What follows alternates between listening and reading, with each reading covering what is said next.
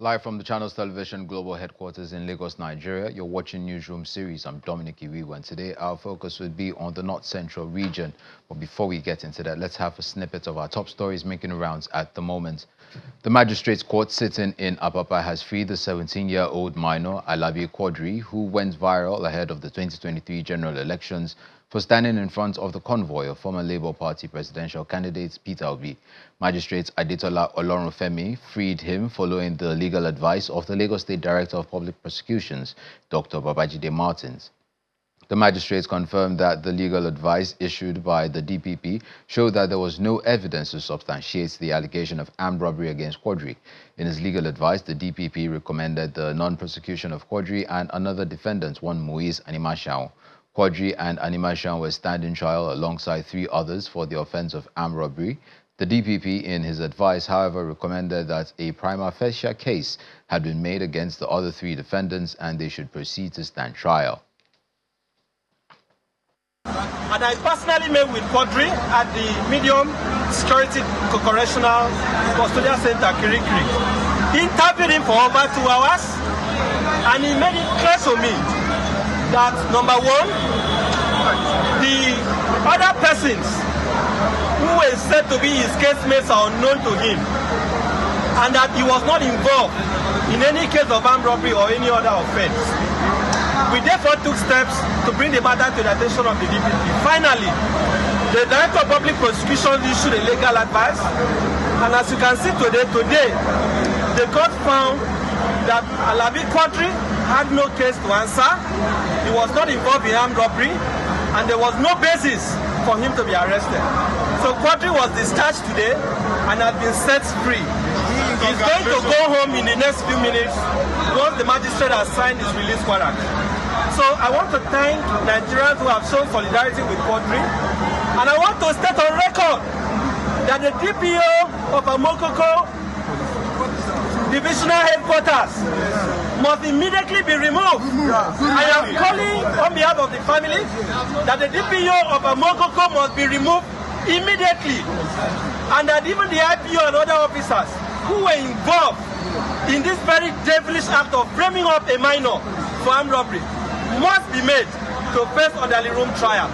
We are also demanding that the police must pay the sum of 100 million to Quadri, having been detained since January illegally.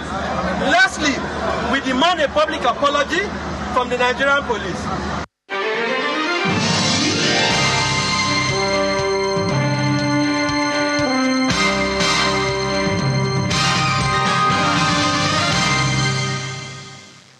We begin in Plateau State, where the Nigeria Governors Forum is in the state to pay a condolence visit to the government and people over the recent attacks on communities, which over 50 people were reportedly killed. Led by Kwara State Governor Abdulrazak Abdulrahman, the forum says the reports of violence in Plateau State leading to multiple deaths and injuries. It describes the development as sad and unhelpful at a time. Plateau was seeing a long stretch of harmony and peace born out of concentrated efforts of government, traditional rulers and thought leaders. The forum prayed for the repose of the souls of the victims and wished those injured speedy recovery, and therefore called on everyone to embrace dialogue and peace. Staying in Plateau State, the State Council for Interreligious Harmony has noted with dismay the resurgence of violence in some parts of Bokos and Basa local government areas that led to the death of people, mostly women and children. The council, as part of finding solutions to the incessant attacks, set up 2 subcommittees that would unravel the resurgence of violence in Bokos and to report back to the council in 2 weeks.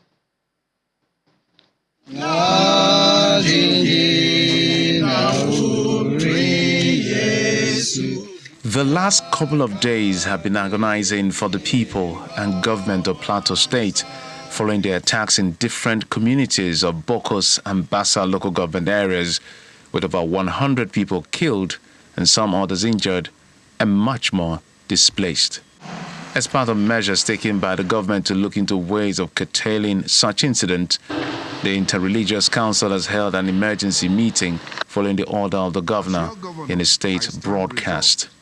The Basa will create an agreement for peace last administration, as you said. And so what has happened has shocked us. And we feel we should say, if what we had agreed in the past administration for peace to reign in Basa, and for this thing to happen, is very devastating. So we're happy that we have treated our call for this emergency meeting. And we pray that we will look into it. We have invited those who are concerned, who signed the agreement, to come to brief us, brief this council on why this happened. Because we can't sit, agree on something. It took us a long time to come to that agreement. And for it to be broken, it's a serious matter. And we should take it seriously. Director General of the Peace Building Agency, Julie Sander, outlines the Council's terms of reference with regards to the matter at hand. The rest of the committee are one, to promote the culture of interfaith dialogue and survival mechanism for peaceful coexistence, understanding and religious tolerance in the Plateau State. This is just a reminder to work with different faith communities and other organizations that work across state lines to expand respect for religious rights and freedom of religion of people in the Plateau State. 3, to offer advisory services to the state government on matters of religious practice. 4, to deliberate on reported cases of religious conflict and advise government on possible intervention for its findings. The Council has constituted a subcommittee for Basa to investigate the conditions that led to the breakdown of the peace and review the agreement signed between Irigwe and Fulani in 2022. Their next move is to recommend the next line of action to be taken by local and state governments, as well as other stakeholders to ensure peace returns to Irigwe chiefdom. Following the recent spate of attacks in the Otupo local government area of Benue State by suspected herdsmen, the chairman of the local government, Mr. Maxwell Ogeri, says the people of the community will do what they can to protect their lives and land from violent entities. He also notes that some of the perpetrators once cohabited with them in their community. He was speaking on our midday political program, Lunchtime Politics. Be totally, as a people, place. And what we are trying to do is, in a way, to see how we can mobilize the community force so that they can go into intelligent gathering and management and analysis. With that, the community will be able to know the element and what is their intent, why they are in this free-for-all carnage in our community. We have engaged the community leaders, opinion leaders in different communities to put in place consensus youths they believe can be able to change this tide of violence. And then we'll give them the few necessary training, incentives, and some tools so that they can be able to gather information and see. I'm sure with those information, we can be able to safeguard our community. If you know the people who are after your life, after your land, after your resources, and it is within your interest to protect what you have and protect your land, you will do what is necessary to be able to do that. Otupo local government, and by extension, Benue South Senatorial District and the entirety of Benue State is not a new creation. It has been there. Majority of this element that we are accusing and that are perpetrating this evil are not just from the moon. Some of them we've coexisted with them for a very long time. Some of them live with our father too, as other ethnic nationality also did. But suddenly, we are at their mercy. It is easy to say that the local government chairman is the chief security officer of the local government, but in reality, pragmatically, he does not command any force. He cannot command the police, he cannot command the military, he cannot command the agencies that should be able to sustain peace and then carry out the good intent of protecting the people.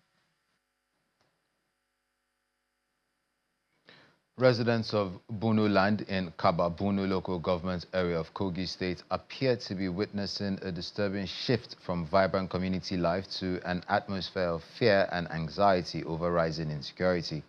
Insecurity is forcing residents to abandon their traditional gatherings, games and social activities, confining them to their homes as the once thriving nightlife in the area has given way to a pervasive sense of unease, with many people scared of venturing out or engaging in farm work. In this special report, our correspondent examines these escalating insecurity, which residents claim has reached the boiling point, forcing even traditional rulers to flee their sacred palaces. Houses deserted, farmlands abandoned with very little vehicular movement. This is the situation in Benue land of Kaba, Benue local government area of Kogi state. The main occupation of people in Kaba Benue is farming, with major crops including cash crops like coffee, cocoa, cotton, and shea butternuts. In addition to food crops such as yams, cassava, maize, sorghum, and peanuts, textile and woven cloth are also produced in the area. The agrarian community is, however, being threatened by kidnappings and armed invasion, which residents claim are now so rampant that even leaders of the community no longer feel safe in their ancestral homes. This has led to widespread displacement, fear, and anxiety among residents, as this widow with 6 children narrates her experience. On the 21st of March 2025, they killed my husband in the farm.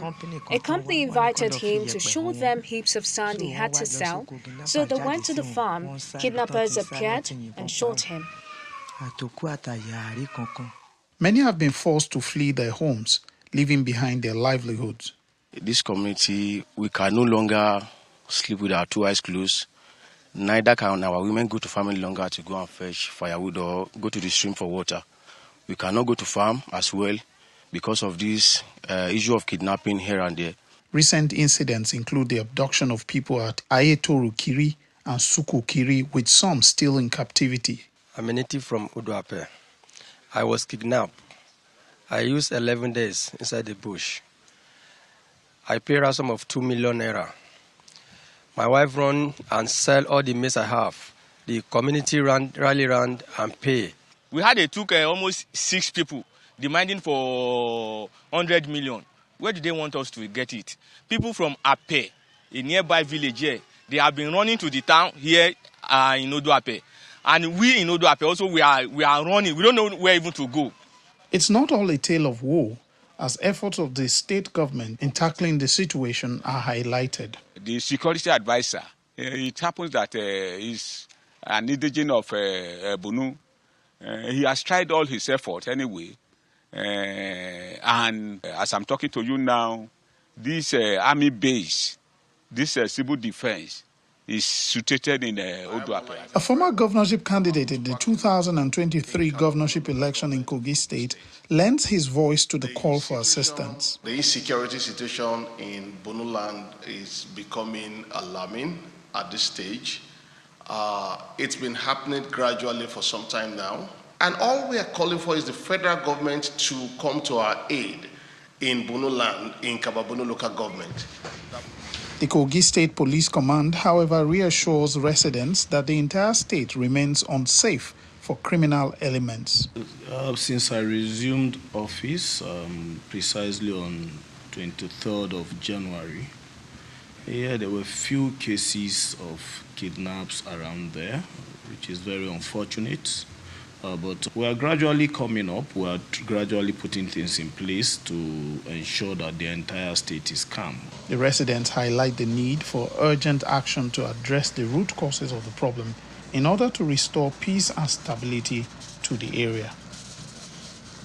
As the war on illegal activities continue, the Nigerian Customs Service has made a significant seizure of 12,500 litres of petrol worth over 25 million naira, which was intercepted by suppliers of bandits within the Babanana border area of Niger State, according to the Assistant Comptroller General of Customs in charge of Finance Administration and Special Duties and National Coordinator of Operation Whirlwind.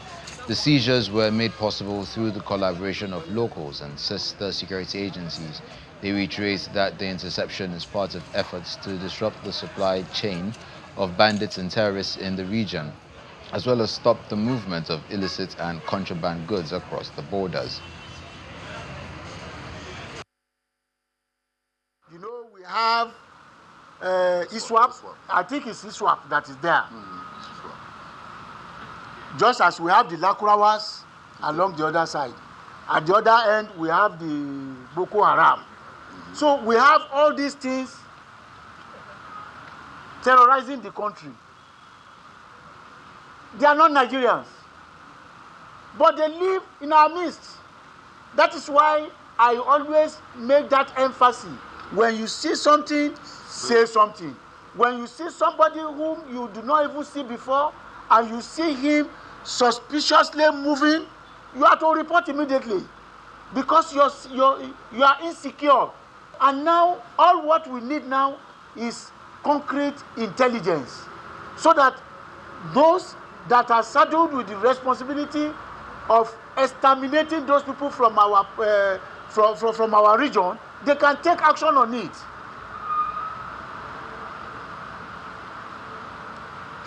They live among us. They keep saying it.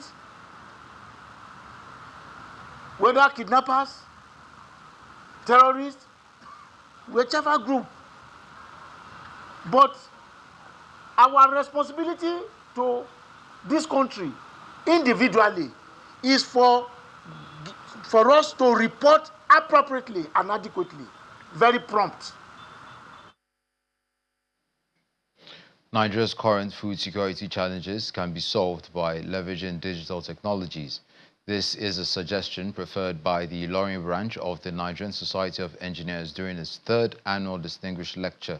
According to the engineers, addressing food security in Nigeria through digital infrastructure can unlock new opportunities for agricultural growth, streamline supply chains, and ensure that food reaches every corner of the nation.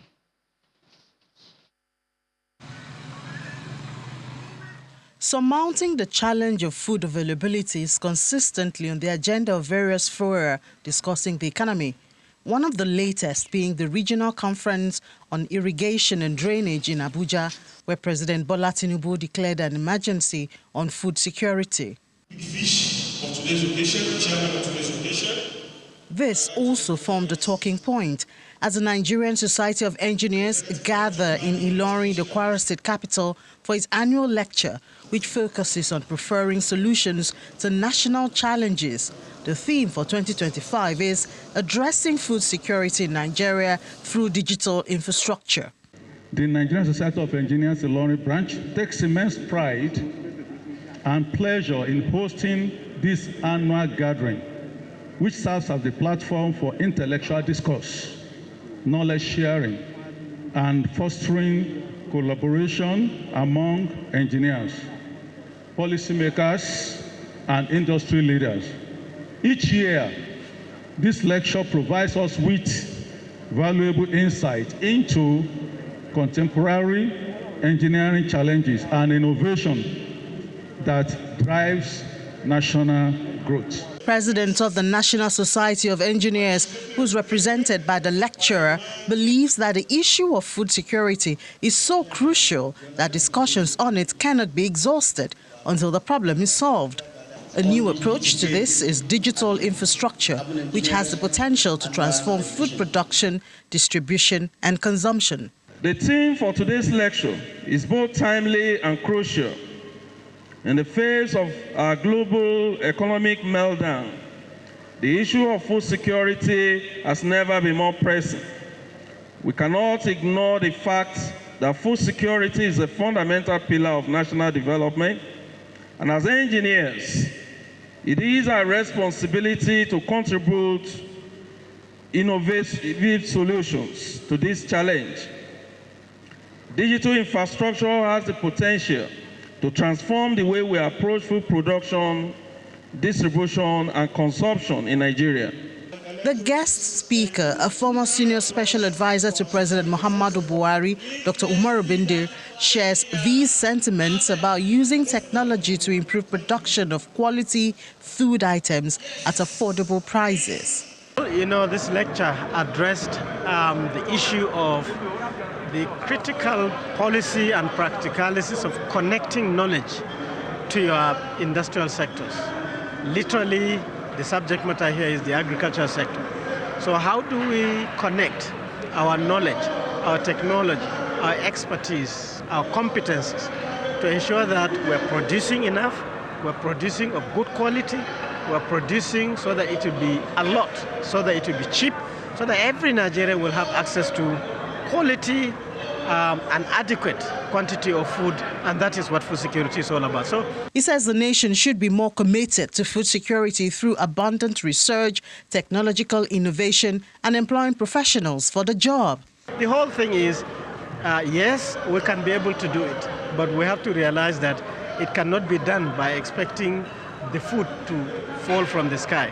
We have to work very hard. We have to produce the people who are very serious, who are committed, who are researchers, who are technology people, who are businessmen in agriculture, to make sure that we are producing both plants and animals adequate enough to ensure that we have food security in our country. Participants say this is not just a lecture, but a celebration of excellence, professionalism, and remarkable contributions of engineering to national development. Beneficiaries of the Nasarawa State's cash transfer program tagged Kudin Aasule have received their 14th and 15th payments. The state governor Abdullahi Sule participated in the disbursement for over 1,400 beneficiaries of Lafia local government area in the state. After presenting 10,000 naira each to some persons, he received locally made shoes crafted for him by a shoe designer who's among the beneficiaries impacted by the program. The cash transfer program is coordinated by the Nasarawa State Social Investment Agency. A lot of you that receive this little token that we give to you have been able to make us proud by entering into some kind of contributions to be raising capital for one after another. As I mentioned, just like the commissioner has said, we have seen that in Wamba. We have seen that in Lafia, around Shabu area.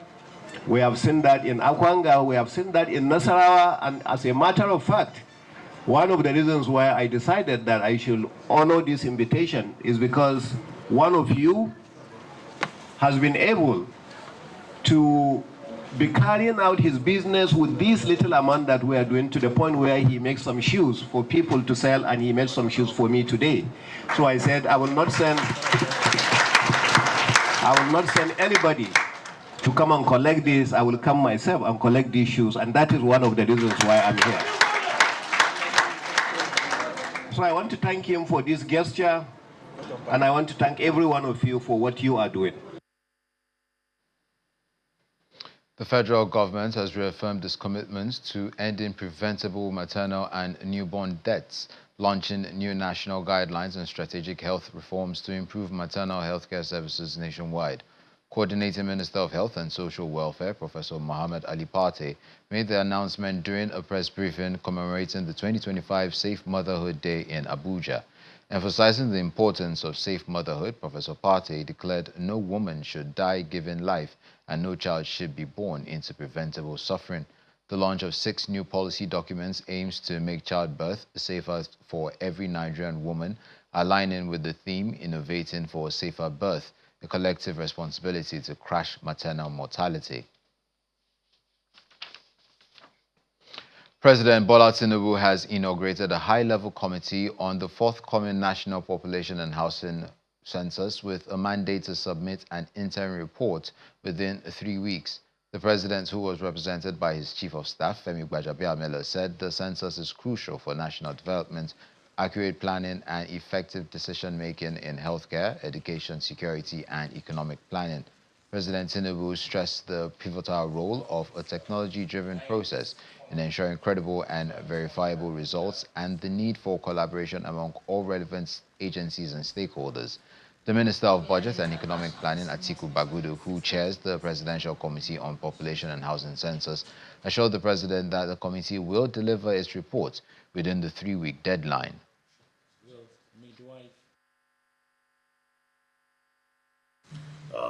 But of course, to have a credible census, a lot has to go into it. A lot has to go into the planning, and that's why it's been 2 years down the road before this.